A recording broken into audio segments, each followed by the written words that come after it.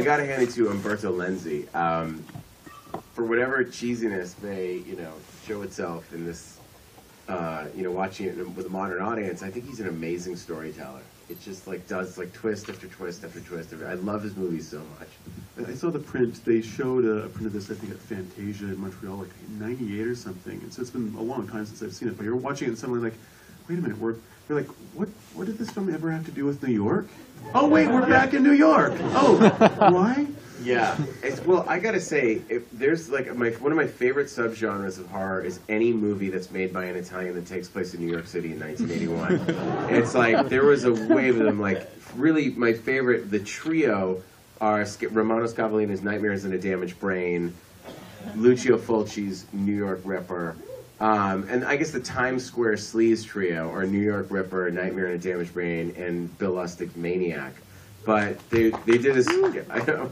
And we could literally applaud all night for every title in it. These are this was the golden age of horror when first of all, there's the same guy who does every voice. If you watch all of Fulci's early movies, anything from that period, Manhattan Baby, yeah, look at this guy over here. I forget the actor's name, but Sage, who knew that guy, he actually found him. There was one guy that dubbed everybody. And it's so funny to watch this movie. If you watch Cannibal Holocaust, you realize John Morgan, the guy who plays the cop, is the main, he's the protagonist of Cannibal Holocaust. And the blonde guy with the mustache, he's the one who gets his dick ripped off in Cannibal Holocaust.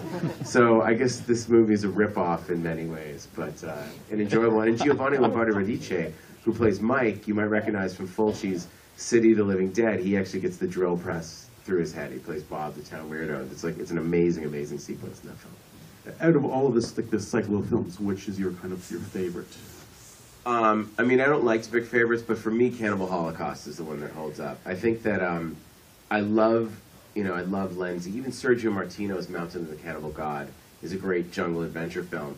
But there is that element in Lenzi's movie where you are completely jarred. You think the wrong reel has been turned on when you cut back to New York City. And it's so far into the plot, you've so completely forgotten about it.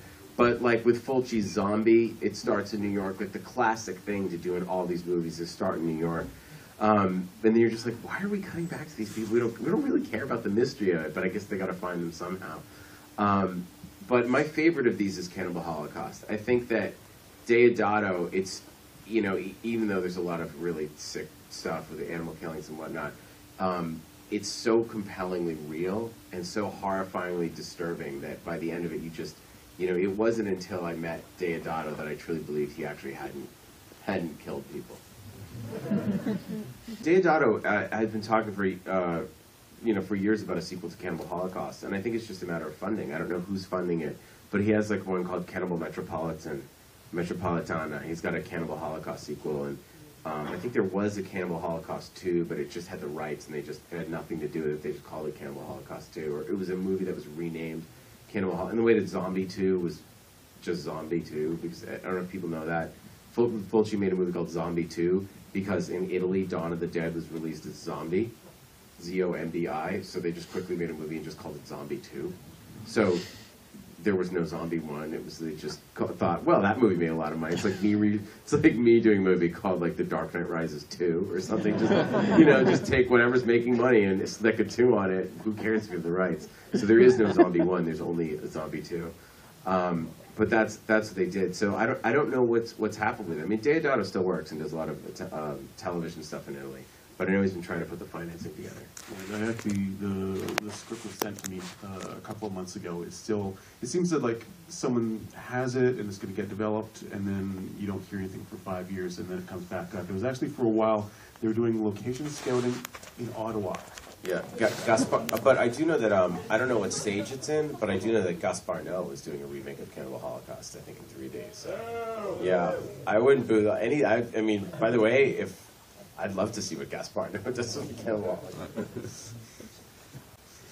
Yes, I was just wondering if you're still working on the Funhouse remake, and if you have any plans to work with Quentin Tarantino again anytime soon, whether a movie you may be directing, producing, what have you. Well, the Funhouse remake is kind of on hold for the moment. We haven't really quite cracked the script in a way that any of us are really happy with. I mean, there's a script that we could go and shoot, and the kills are fun, but it isn't quite, we're not quite there with the story, so we're still working it out with the writers. And as far as working with Quentin, I never actually planned to work with him. Even with Grindhouse, he asked me to do it. Inglourious Bastards, he asked me, like, Hostel was sort of while I was in production, and it just always seemed like, hey, this would be fun. And it was the same thing with Man with the Iron Fist, so that's the next thing with him, which is Quentin is presenting, which I produced with Mark Abraham and Eric Newman. And I wrote it with RZA, and he directed it, and Russell Crowe's in it. It's really fun. It's something very different from, I mean, it certainly has the feel of my other things, but it's a different genre for me. It's sort of, I don't even know what to call it. It's like a, we set out to make some sort of kung fu, hip hop, Star Wars. It's as weird as it sounds. It's really fun. It's insane. It's sort of like a visual representation of Wu-Tang Clan's music, but with lots of really cool, fun violence thrown in there. And that comes out November 2nd. Tell, yep. Oh, hey guys. Now that we live in the information age, do you think a film can develop a kind of mystique like all these cannibal films have over the last 30 years? Do you think there's anything going on right now that kids are going to be like, oh my God, have you ever heard of this legendary thing from 2011 or 2012 that we haven't been able to find ever? Do you think that's in the future for our kids? Yeah, I do believe it is. I think that what's happening now is that we all have the ability to like the novelty of, hey, you're blogging every day. I remember when I was doing the press tour for HOSTEL 2, they're like, you should try this blog thing. Like, put up a blog on your MySpace page. I'm like, wow, why would people want to know what I'm doing every day? And now it's like, we know what we're doing every minute.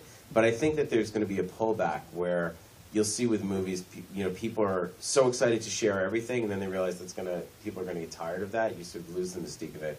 So I think that I think it'll, you know, we've sort of seen what it can do, and now we try to hold back as much as possible. Obviously, with scripts getting out there, there's really nothing you can do about it. But I think on my next film, I'm certainly much more interested in taking that approach.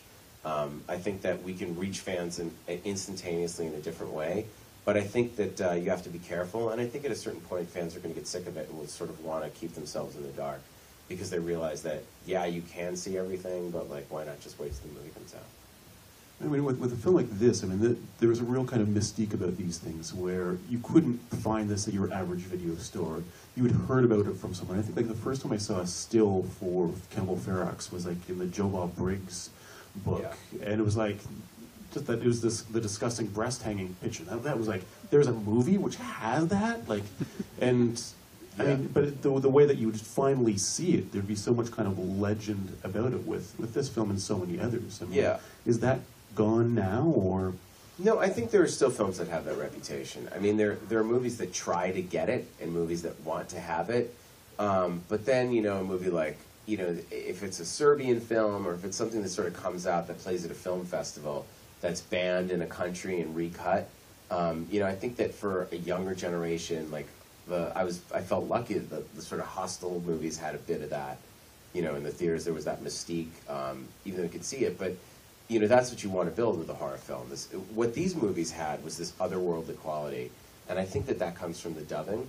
And you know, what happened was when, you know, in fascist times in World War II, it was made illegal to have sync sound in Italian films because that way the government had to monitor everything that was being said in every movie. So what happened was during World War II and after, Italians and people going to the movies got so used to dubbing that they actually preferred the movies that way. And it wasn't until the 90s that sync sound really came in. And in fact, the studio was built by the airport and was not soundproofed because they were never waiting for airplanes. So what the Italians would do was they would basically make movies with Italian actors speaking English that were then going to get redubbed, that they would try to trick American audiences into thinking were actually American films. So that's why they all have names like John Morgan and, you know, like Giovanni Lombardi. They wouldn't put Italian names in the films. But there was something about that period of movie with the sort of over-the-top music and the dubbing and the low-budget quality where you really felt like these people were really in the jungle and they're really killing the animals. It gives them this strange, otherworldly mystique where you're thinking, how the hell... I remember watching Cannibal Holocaust going like, how the hell do you direct a bunch of natives that truly live in the jungle to gang rape a woman but not gang rape her and chop his dick off. And I realized, like, how do you do that? And I got to ask those questions to Deodato, and he said that, you know, the first day when he was working on Last Cannibal World, you know, the guys, you know, the natives, their feet had blisters. He had to go like, hut, hut, hut, hut, like say something and show them how to run because they'd never run before. And I was like, how is it possible you live in the jungle, and you don't run? And he said they'd sit there and all they went, thump, thump, thump. They would hunt with blow darts. So they would just sit there and wait for an animal to come out, hit it with a dart, and then they'd eat. Like there was no reason to. And he told me all kinds of crazy stories about making these. He said that when he was making Cannibal Holocaust, and this is Deodato's story, not mine, but he told me, he's like, I go in the jungle, and the monkey, he bite everybody, but he no bite me. I'm like, why? He's like, because the monkey know who is in charge. The monkey look, and he sees me going, the cat's, and the monkey come right next to me. And the monkey sit on my shoulder. And every day, this monkey come up to me, he's my friend. And the last day, the monkey knew I was leaving. And the monkey cried. And I said, don't cry, monkey. And the monkey cried. And then we leave the jungle. And a week later, I was so sad. I missed the monkey. I went back in the jungle and I cried, monkey, monkey. But he was gone. And then I cried. That's the Ruggiero Deodato story, the monkey cried. We have anyone else here? So this is like not a movie-related question at all, but I am dead excited about Squartatorium, so I'm wondering if there's any kind of cool stuff you can tell us. I'm actually going to Vegas on Thursday, so unfortunately I'm going to miss the grand opening, so I'm going to have to go back. So I just want to say, you know, is there anything kind of cool you can tell us? And also, just another little small thing, I was wondering if I could get a picture of me and Eddie and you after the Q&A? Well, sure, I could certainly do the photo. The Squartatorium, I'm so excited. I don't know, every year in Los Angeles, they do these haunts, and they've kind of sprung up everywhere. But you have all the best special effects artists and, you know, people that work in building studio sets. At Universal, they did this thing, Universal Horror Nights, and Knott's Berry Farm. They turned it to Knott's Scary Farm. And there are these incredible, incredible mazes where you walk through and it's like being in the movie. And I remember, like 12 years ago, even before the movie came out, they had a House of 1,000 Corpses maze. And it was one of the scariest, most intense experiences I'd ever been through. I mean, my frame of reference for a haunted house was like, and like sitting in the chair. And I went through, and there's like people getting chopped up and bodies, and I was like, I gotta do one of these. So I talked to them about doing a hostel maze, and it was open. They only open for 19 nights out of the year. It's like in every year I go, and it's like I never want it to end. I mean, they must have spent $700,000 building that hostel maze. I gave them the set designs, the construction, everything, and all the props that I'd saved. They rebuilt everything, and it was like being in the movie. But I came up with new stuff. I was like, well, how about a human meat grinder? So we had a guy in half, and there's like guts coming out, and we had people fainting and pissing and puking. They were getting between 2,000 and 2,100 people an hour going through.